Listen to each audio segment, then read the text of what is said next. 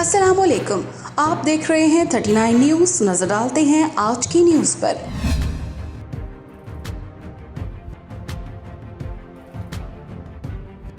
تفصیلات جانتے ہیں اپنے نمائندے سے۔